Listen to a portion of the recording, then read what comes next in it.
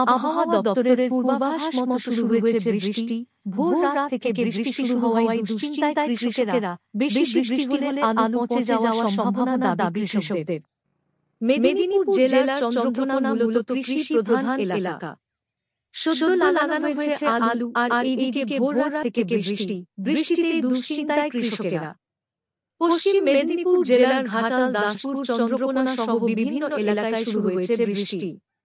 বৃষ্টির পরিমাণ বাড়তে থাকলে আলু পচে যাওয়ার সম্ভাবনা থাকছে, এমনই দাবি করছেন কৃষকেরা।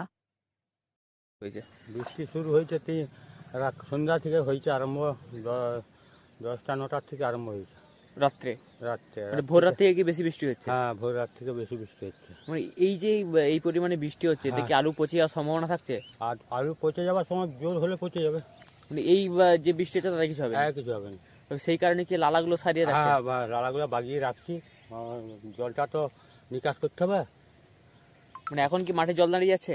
এখন এই লালাগুলো যেগুলো পাইছিল সেগুলো জল দাঁড়িয়েছে, আর বাকি জল দাঁড়ায়নি। এখন জোর হলে জল দাঁড়াবে। আবহাওয়া দপ্তর তো বলছে বৃষ্টি হবে। হ্যাঁ, হলে ক্ষতি হবে।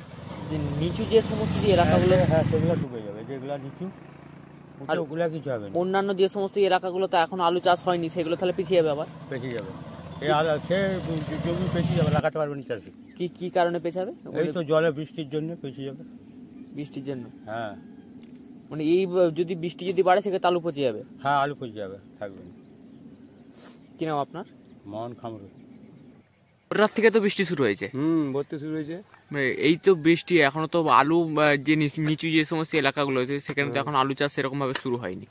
আলু চাষের কি ক্ষতি হতে পারে এই বৃষ্টিতে? বৃষ্টিতে এত কিছু ক্ষতি এখন হবে না, আর বেশি হলে ক্ষতি হবে। নিচু যে সমস্ত যে নামি যে আলুগুলো, সেগুলো তো এখন এলাকাগুলোতে এখন আলু চাষ শুরু হয়নি, তাহলে সেগুলোকে আবার পিছিয়ে যাবে বৃষ্টির জন্য। হ্যাঁ, পেছাবে তো ঠিক, পেছাবে তো।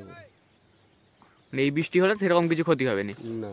আর যদি বৃষ্টি বাড়ে তাহলে ক্ষতি হয়, ক্ষয়ক্ষতি আমাদের এখানে ততটা হবে না, অন্য এলাকায় যদি সোলসাল নয় তো হতে পারে।